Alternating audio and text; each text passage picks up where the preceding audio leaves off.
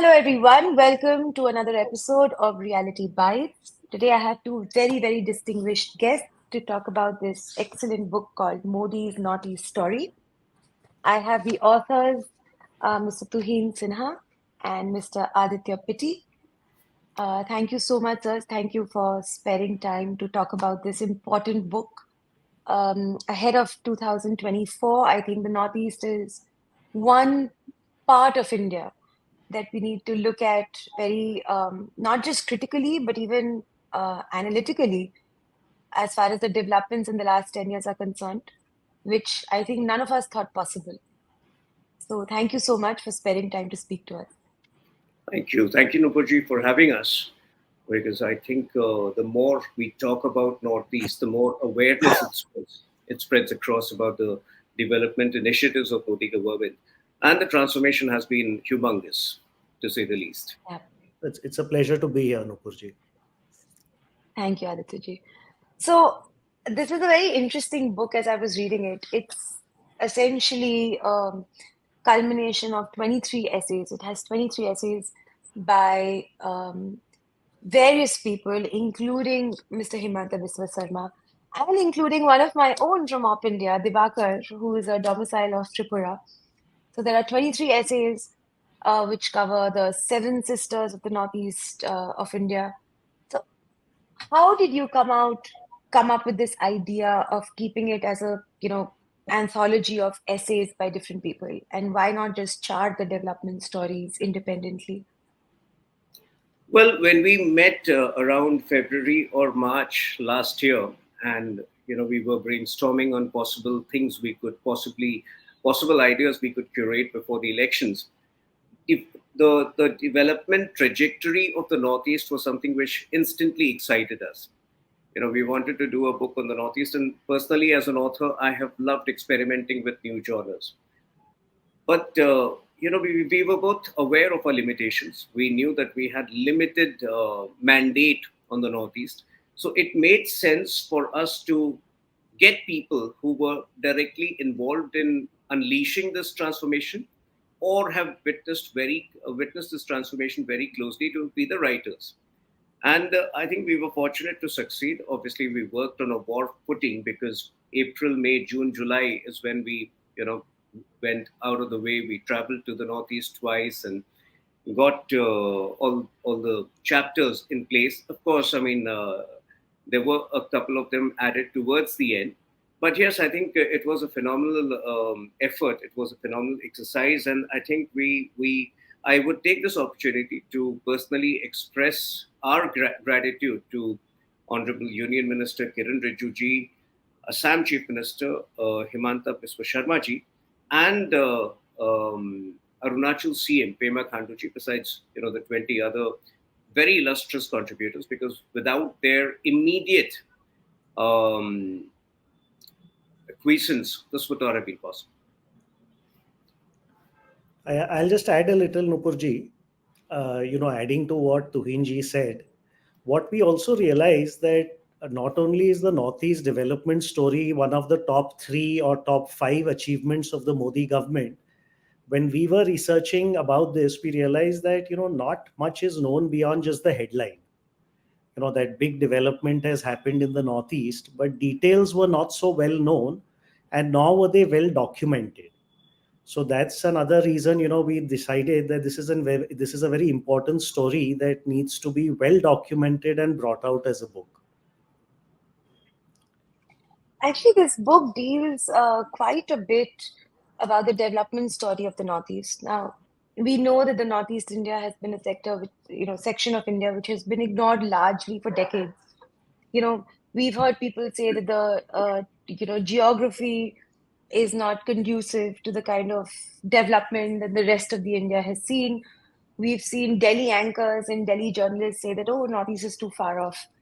So you've charted the development story, in a lot of details, whether it's the infrastructure development, connectivity with the rest of the country, the emphasis on healthcare, empowerment of women. Could you perhaps touch upon, in brief, what the journey of the last 10 years has been as far as the Seven Sisters is concerned? and how this journey was ignored for decades by those who ruled different states of Northeast, particularly Congress and the communists. Well, let me put it this way: from tyranny of distance, we have come to a situation where we can comfortably call it comfortable proximity.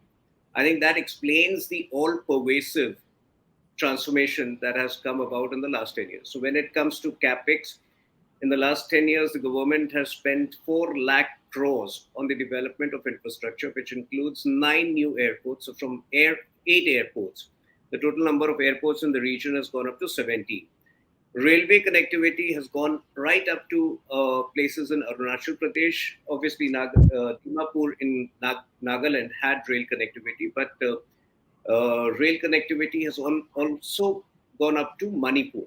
So these are massive changes because they haven't just bridged the infrastructural gaps; they have also, mainstreamed the Northeast culturally. So today, if in the first week of December you happen to be at the Delhi airport, you will see hordes of people, all scrambling to fly to Nagaland to attend the Hornbill Festival.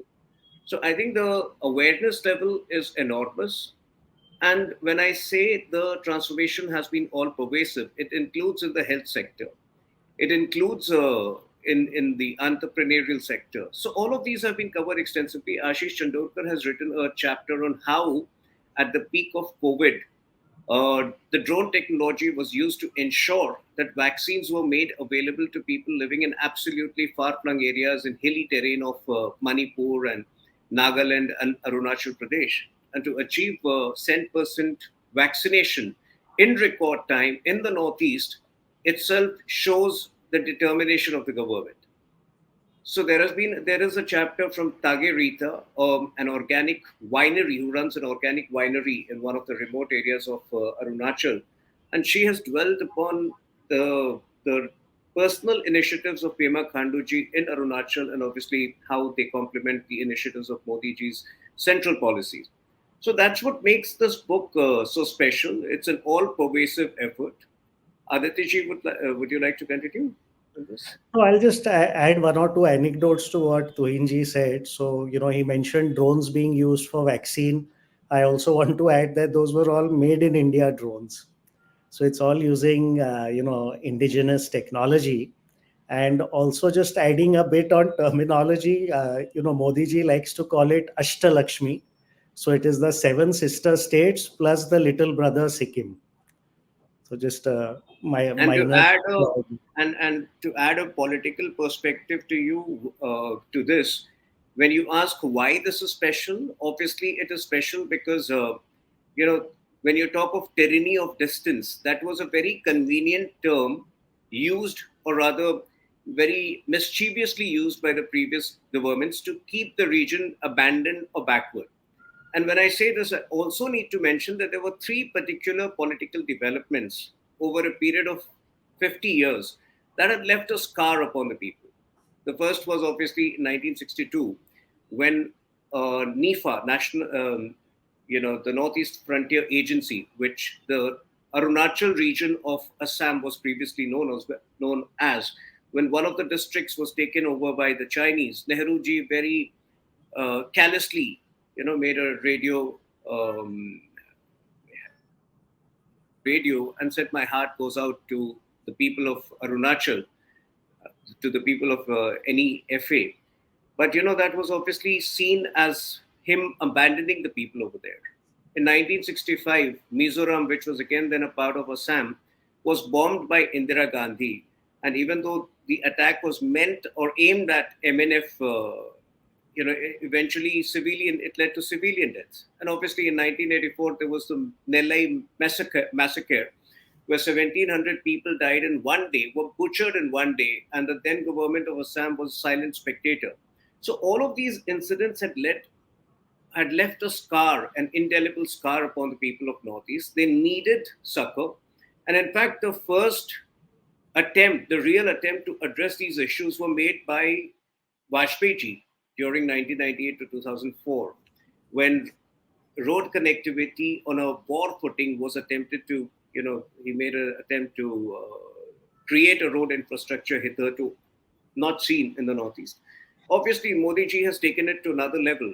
So when he talks about Act East, that is very different from Narsimha Raw's Think East, because they only thought East. We have acted East. And the ambitious plans of a highway from the Northeast leading right up to Thailand. I think all of these have been huge game changers for the Northeast. Obviously, I mean, that has created its own share of challenges also. Yeah. Yeah, so there were three chapters in the book which also spoke about the startup culture, which is interesting to me because, as I was telling Aditya ji right before our interview, that only 2 months ago I was in Israel. And in Tel Aviv, we met a lot of people who were in the startup ecosystem. And their average success rate of startups is actually far higher than the global average. So, how has the startup culture actually been, fostered and nurtured in the Northeast specifically? Because we hear a lot about the startup culture in the rest of the country. This was the first time I read about the startup culture in the Northeast, interestingly. And I have the two of you to thank. So, Aditya ji, what are your views on the startup culture in the Northeast and how it's being promoted and fostered? Sure. Nupurji, I'm glad you're raising this point. Israel definitely is a unique model that needs to be studied as well as emulated. It's an ecosystem that they have created. Ecosystems are very important in startups. You see that in Silicon Valley, say the Boston area or Seattle area. So it's an ecosystem that comes about. On an India level, Modi ji has definitely pushed this, which is through the Atal Incubation Centers, the Atal Innovation Mission, Startup India, all that. We're seeing the effects of that is flowing in the rest of the country. What we found in the Northeast is that they are trying to bring all of these schemes parallelly into the Northeast as well. There was a bit of a lag effect because there wasn't the supporting infrastructure initially to begin with.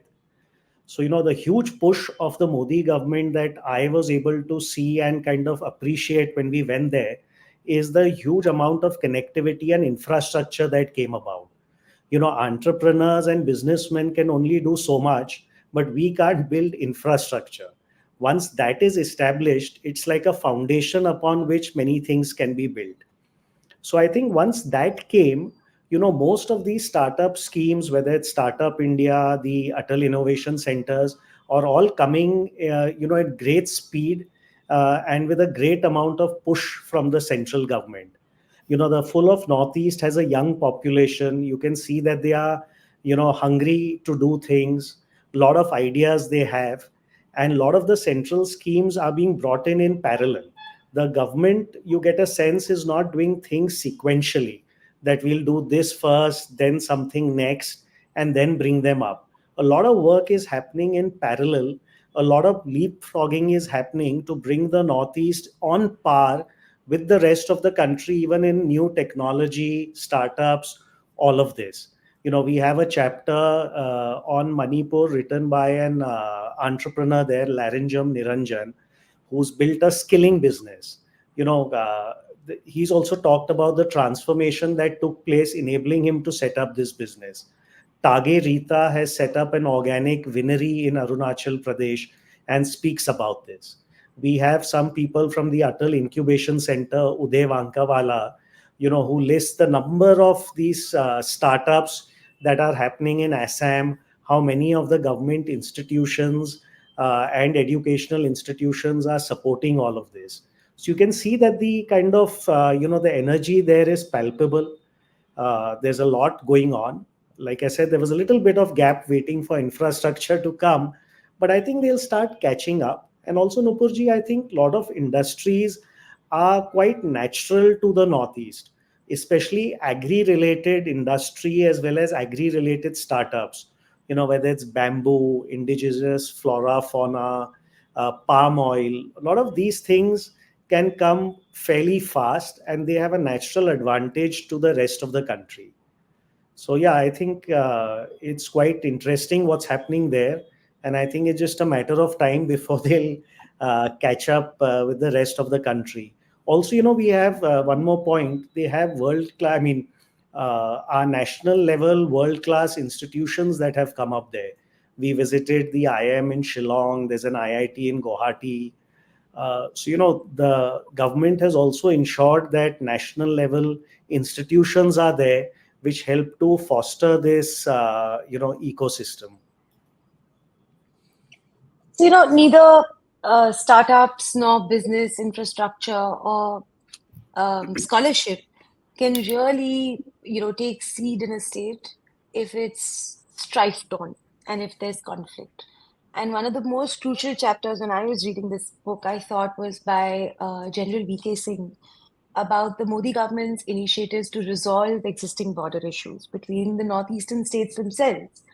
So, I'd like to touch upon the Namsai Declaration, which was signed between Assam and Arunachal Pradesh.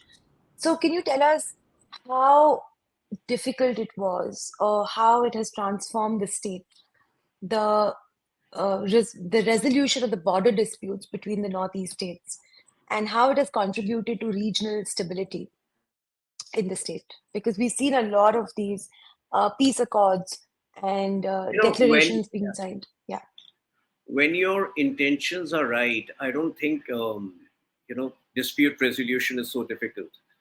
The problem in the Congress era and with the Congress mind was that they kind of normalized the otherization of certain things, of certain places.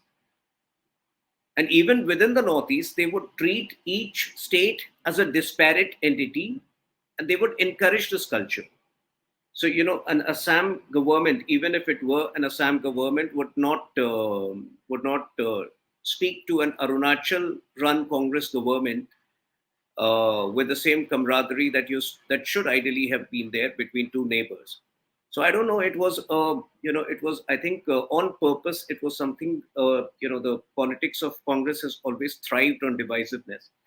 But under Modi ji, I think the priorities have been spot on. They have been very, focused on long-term betterment of any region, and with that objective in mind, and a very diligent attempt was made by Honorable Home Minister Amit Shah ji to one identify each of the long-pending disputes, and two to make stakeholders sit across and sort it out, have repeated meetings till they were completely resolved. And even our chief minister, since I have met both of them, Himanta Biswa Sharma ji and Pema Khandu ji, both are very dynamic, both are very pragmatic people. They would not like to let a dispute linger on for years or decades. And in fact, yesterday, Amit Shah ji has very clearly pointed this out, the difference between political culture of yesteryears in one of his speeches. He very clearly mentioned some people promised a lot, did nothing. They wanted disputes to go on for many decades because it suited them. But now, for the first time, the country is witnessing a leader who believes in dispute resolution and who believes in delivering on the promises. So I think with that focus in mind, when you talk about the resolution of the Assam Arunachal dispute, why only that? There were disputes between almost all the states. And most of them, 80 to 90% of them, stand completely resolved. Even if one or two are pending, the scope for violence has been completely eliminated. So I think that's the beauty of the way the BJP handles things. And the same applies to ethnic conflicts also. 10 years ago, probably you would see ethnic conflicts spread over the entire Northeast. Now, barring a small region within the Northeast, the rest of the Northeast is completely peaceful. In fact, Rami Desai's chapter dwells upon the history of ethnic disputes in the Northeast and how each of them, or most of them, have been solved very with diligent efforts from all stakeholders. It's interesting though, because when you read this book and when you research a little further, you understand that most of these disputes were created by Congress. Whether it's the delay in the Assam Accord, whether it's the Namsai Declaration, which was now facilitated because of the 1951 announcement by Congress. So I would most just of the, add over yeah, here. I would just yeah, add over here. Not just that, the Congress left the scope for soft terrorism, for soft separatism open.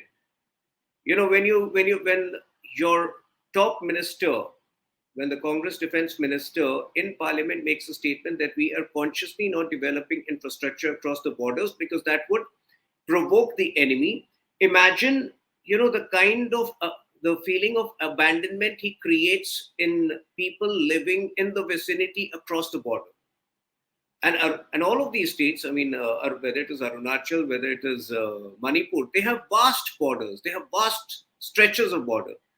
So I think somehow, like I said, Congress believed in the politics of otherization.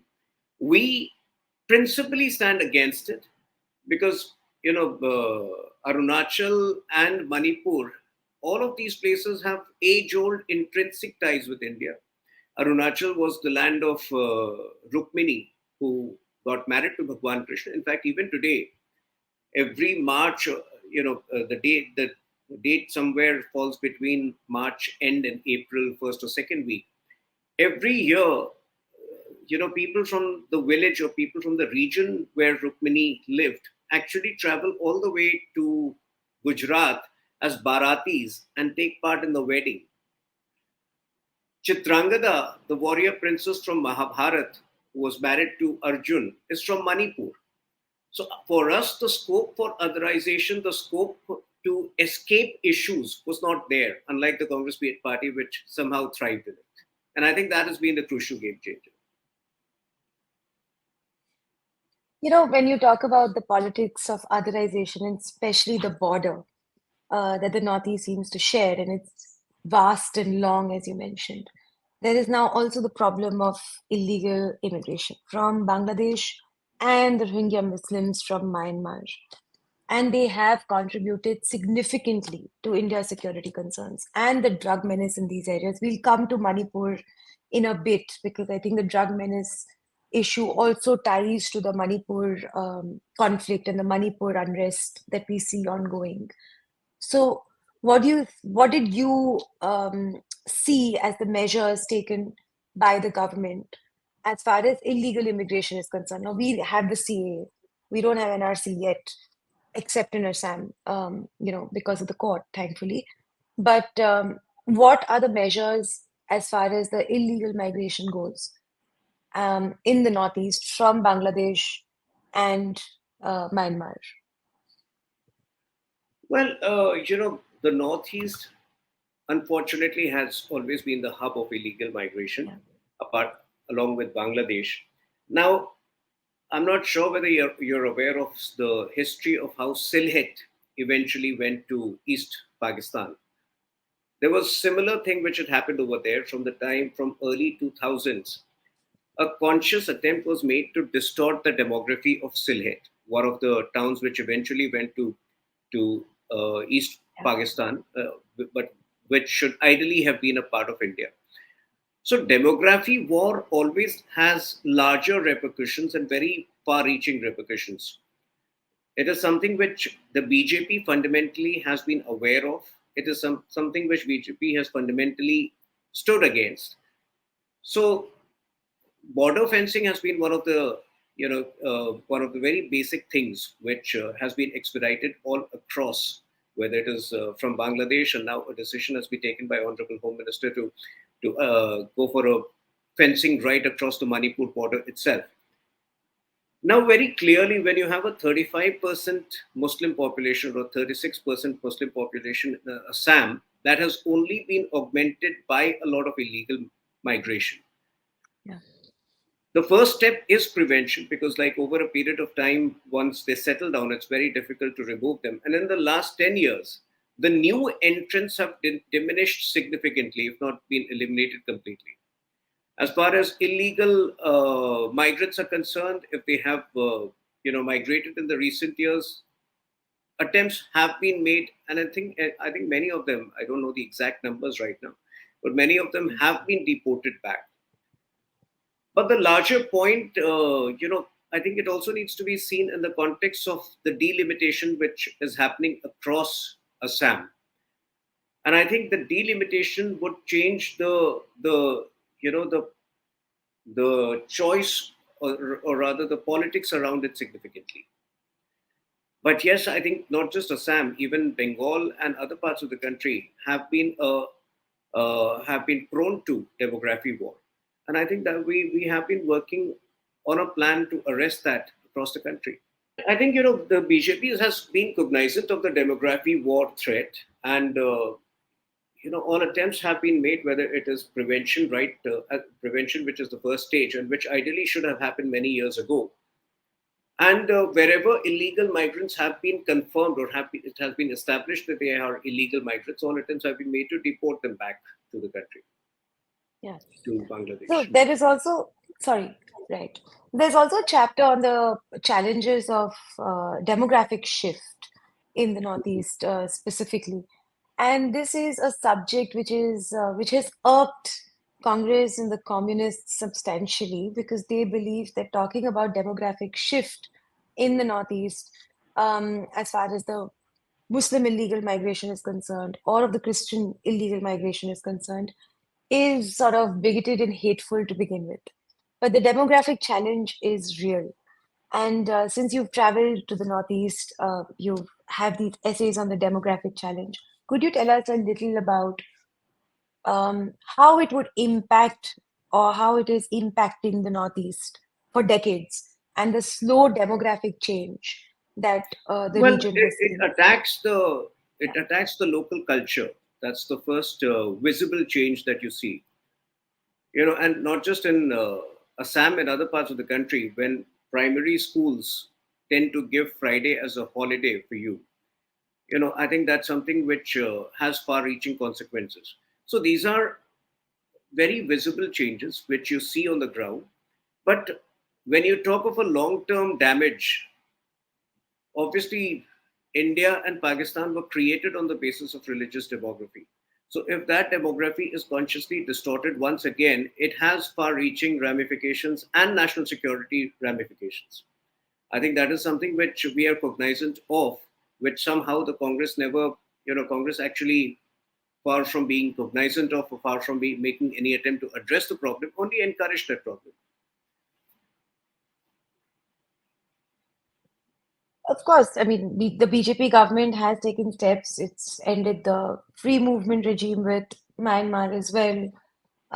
It was interesting that the government said that the FMR was being misused by insurgent groups to attack Indians.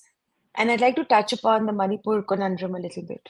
Now, in Manipur, we've seen ethnic conflict raging on for months. The Metis have been saying that the Kukis, who are predominantly Christian, have been attacking the Metis Hindus. They've been attacking their places of worship, their temples.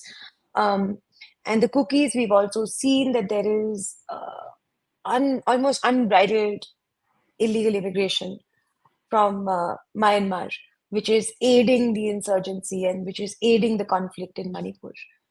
Throughout this book, when you were talking to locals of different states, I'm sure you must have spoken to locals of Manipur as well.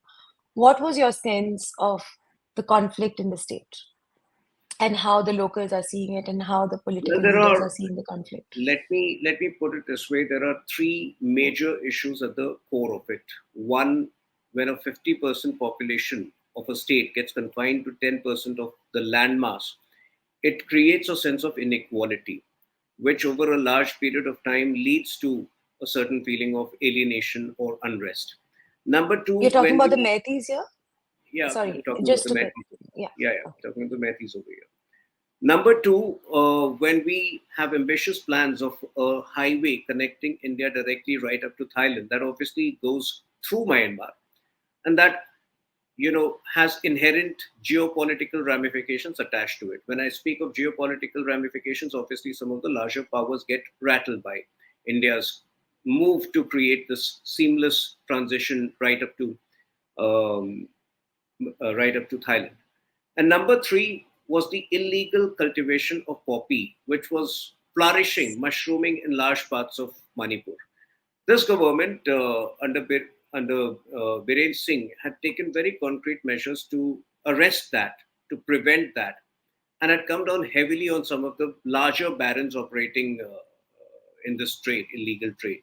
So I think somewhere these three reasons form the backdrop of the conflict. When I say that, let me also point this out that Manipur and other parts, some other parts of the Northeast have always had a history of ethnic conflict. In fact, the period between March 2017 and April 2023 was incidentally also the longest stretch of peace and prosperity for Manipur. But yes, some dark shadows from the past eventually could not be eliminated completely, and they sprang back once again to create problems. And that is one of the reasons why, since the state is still healing, instead of having a political voice, we have gone, we reached out to a very promising young entrepreneur, Niranjan Singh, who remained put in Manipur through the crisis, who has witnessed the crisis from very close quarters, but at the same time, his focus remains the development of the state and development of his entrepreneurial journey. So I think it's a healing time, and I think Manipur is on its way back to normalcy. We just need to be a little more patient and focus on the positive aspects which the state has witnessed in the last 7 or 8 years. So, as an interviewer, it's very conflicting for me to have you here because in you, I have the author and the editor of the book, Modi's Northeast Story, but I also have a BJP spokesperson.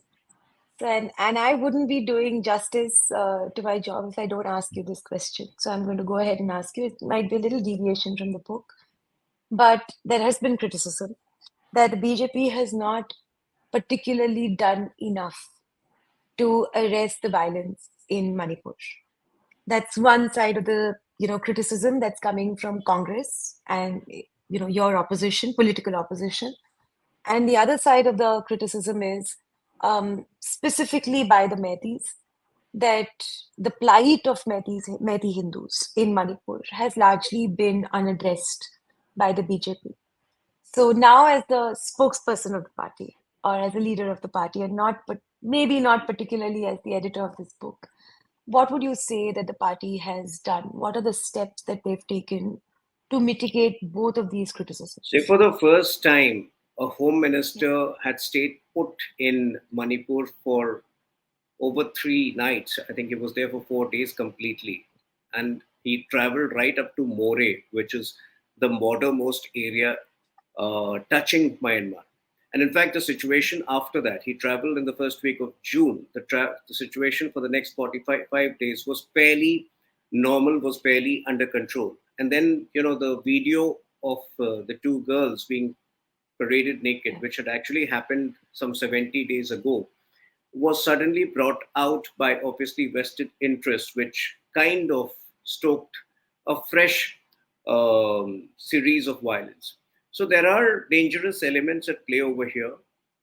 I don't want to name any political party, but then, there are political parties in India which believe in tragedy tourism, and which, when they indulge in tragedy tourism, they also unnecessarily provoke certain stakeholders to unleash violence once again. As far as the party is concerned and the government is concerned, it's a very nuanced problem. And I think we need to be fair, and we are trying to be fair to all the stakeholders and the communities involved over here. Now, as far as the violence being prolonged is concerned, it erupts in bouts. There have been phases when things have been quiet for 2 to 3 months, and I think that is where one needs to be extra vigilant, both against domestic mischievous political outfits and against international forces which are just waiting for an opportunity to create problems. But like I said, the story of Manipur's growth in the last 6 or 7 years is no different from the story of growth which other states have witnessed, which Nagaland may have witnessed, which Arunachal is witnessing. And this brief detour, unfortunate detour, is something which may have dwarfed the good work, but very soon you will see the good work which has happened, whether it is, the infrastructure creation, because a lot of these areas, when you go to Churachandpur, which is dominated by the Koki community, again, infrastructure development was lacking in that area. You have broad roads, you're connecting Churachandpur seamlessly from the capital Imphal. The same applies to More.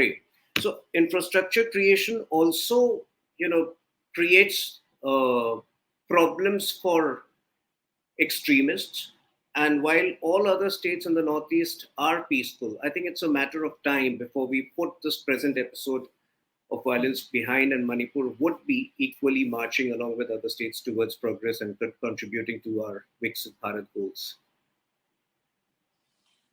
With the violence in Manipur and the revocation of AFSPA, the Armed Forces Special Powers Act, in retrospect and in your travels, do you personally, not particularly in your capacity as somebody who is a spokesperson for the BJP, but both of you, even Aditya ji, I'd like to get Aditya ji's perspective as well because he's far more um, neutral in terms of not being associated with the party. But do you think the revocation of AFSPA retrospectively was a mistake? Do you think if AFSPA was in force today, perhaps it would be easier to mitigate the violence in Manipur? AFSPA is a special provision, and special provisions can't be permanent, ideally. So if they Yeah. were removed, that by itself shows that things were perfectly normal for the first 6 years, as I mentioned at the start. From March 2017 to April 2023 was one of the most peaceful and progressive phases of the state. So I think, in hindsight, you can mull on these questions, but ideally, when it was removed on the basis of a real-time assessment, an assessment of the evolving situation, of the way the situation had evolved over the last few years. And I think it was a call which was taken based on security advice. So that way, I mean, a region which has a history of violence, like I mentioned, it's not something which has happened in Manipur for the first time, even as Yeah. unfortunate as as it is not something which has happened for the first time. But I think removal of AFSPA, when it was done, was only aimed at creating better trust and goodwill among the people. It was done with the best of intent. And in hindsight, certain decisions, you may want to relook at certain decisions, but in life, that would always be the story.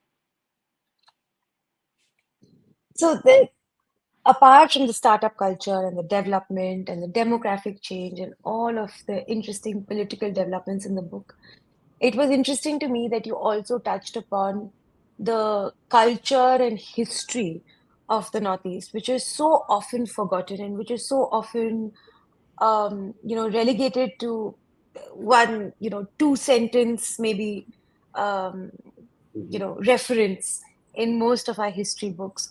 There was this chapter on the Ahom Emperor Lachit Borpukhan, and it was interesting that most people, as far as India is concerned, would not really know about the Ahom Emperor, forget about the Ahom dynasty, forget about the emperor.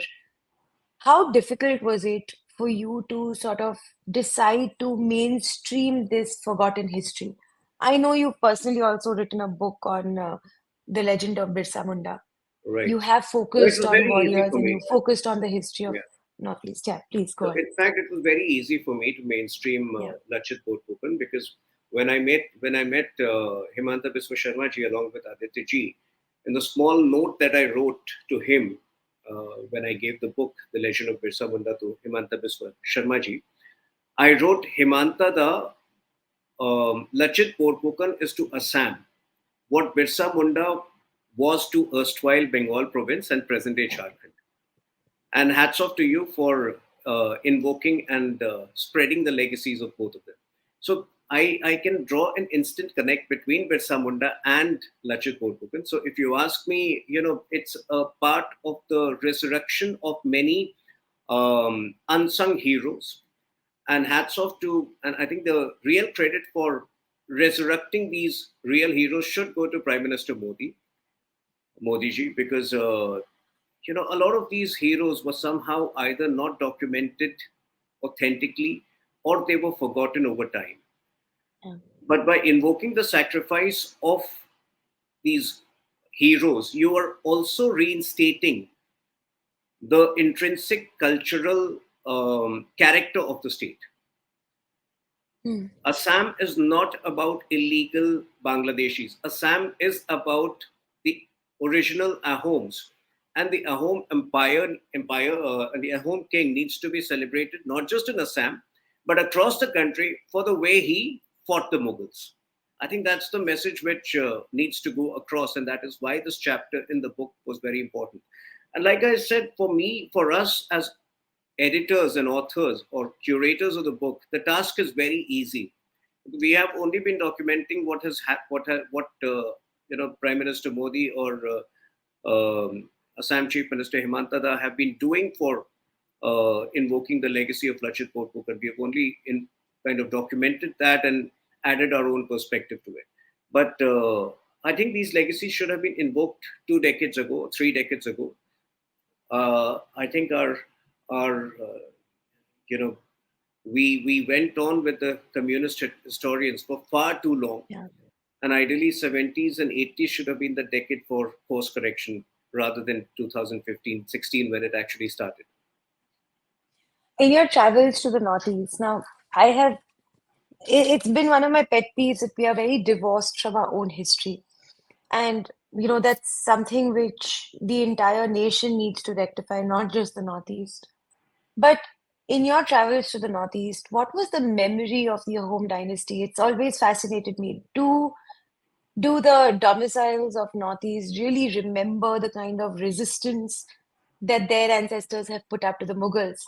Lachit Borphukan, for example, defeated the Mughal tyrant 17 times.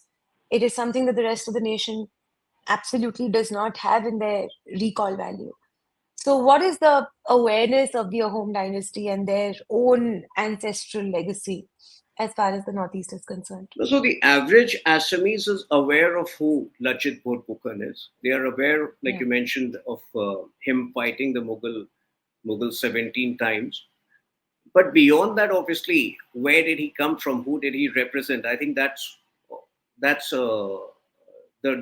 where the real story lies, and that's where books that are written on Lachit Borphukan or an entire legacy narrative which is being created right now make a difference. But having said that, even a renaming of the airport and calling Mm. it a Lachit Borphukan airport or calling a particular place Lachit Nagar or whatever, that makes a huge difference. It may sound superficial, and some of the usual suspects, the woke elements, may have a problem with that. But in my case, my whole curiosity about Birsa Munda had stemmed from the fact that I would see statues of Birsa Munda across Jharkhand, but I would not be able to find authenticated research work on Birsa Munda. Similarly, the same applies to not just Lachit Borphukan, but to our heroes, unsung heroes across the country. So by reiterating the legacy, by dwelling upon the legacy, political leaders only make a population more connected with its roots, with its cultural ethos. So I would like to, end the book discussion and then we can move on to the political discussion. But as far as the book is concerned, if I could get one anecdote from each of you, when you were researching the book, when you were putting together the essays from so many, eminent people, if I could get one anecdote from each of you, and it could be something positive or something which was a difficulty as far as the research of this book was concerned. Nupurji, for me, what was startling was to see that no infrastructure was built out here for 60, 70 years. And, we read that there were so many, airports, railway lines, bridges, etc. built. But visiting was eye-opening. So, when we visited Assam and actually stood, say, on the Bhupen Hazarika Bridge, which is a 9.1 kilometer bridge, Yeah. across the Brahmaputra, it's awe-inspiring. And not only as an infrastructural marvel, but once you talk to the locals around it and hear their stories of how much just one bridge has transformed their lives and cut short, the travel times, that these kind of stories are inspiring. One other small anecdote we heard about in Arunachal was there was a village called Tali, Tali. Mm. Forget about these airports and railway lines. They didn't get a road for 60 years, 60 years. Wow. I think they should go down in the Guinness Book of World Records that a road was not built for 60 years when they just got something so simple as a road that was, transformational and changed their Mm. lives. Tuhin. Well, personally, I just, I was very overwhelmed with the simplicity, with the innocence. So there was this Meghalaya minister who's written a book, Yeah. who's written a chapter in the book, Chapter. Alexander Heck.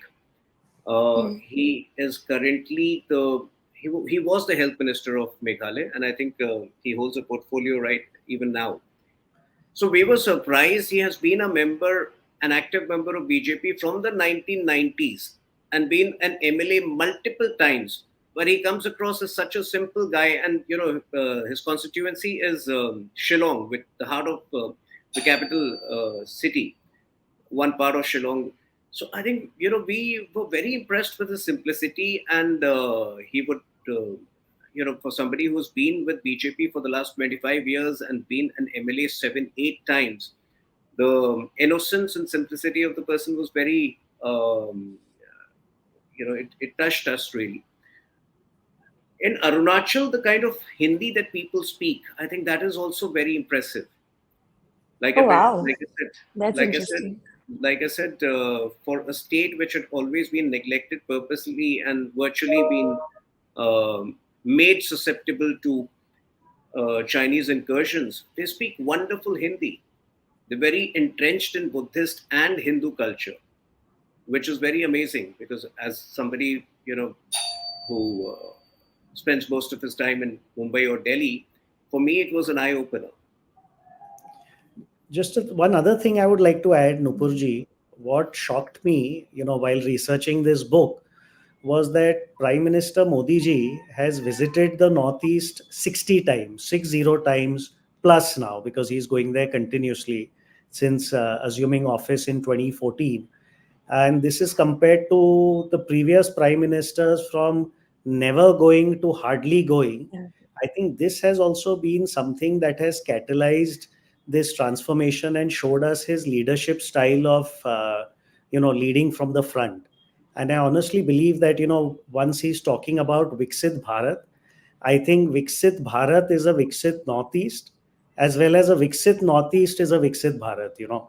All regions have to develop together, and he shows what leadership is all about. It's very exciting to see China get upset every time the Prime Minister visits Arunachal Pradesh. Every time that happens, I think I just light up. I say, yes, No, probably uh, they're yeah, like the Congress party, they're still in a time warp. They think we can be yeah. blackmailed, they think we can be arm twisted. So And there's something It new is shock. happening Yeah, there all the please. time, Nupurji. Yeah, The Sela Tunnel, which was inaugurated, I think, just this Saturday. yeah. It's the world's longest twin lane tunnel and 13,000 feet above sea level, connecting us to the, LAC areas there, providing all weather connectivity. So I think each day that passes, some new record or something new is happening in the Northeast. No, it's actually amazing to me that China for so many decades believed that it could stop the Indian Prime Minister from going to an Indian state and has the authority to issue statements. And I think it's after decades that India has taken a very strong stand saying that, you have absolutely no locus standi to pass these comments. The MEA statement is also extremely strong. And this book is eye-opening for me personally because the Northeast, I think all of us know a lot about our Western terrain as far as Pakistan is concerned.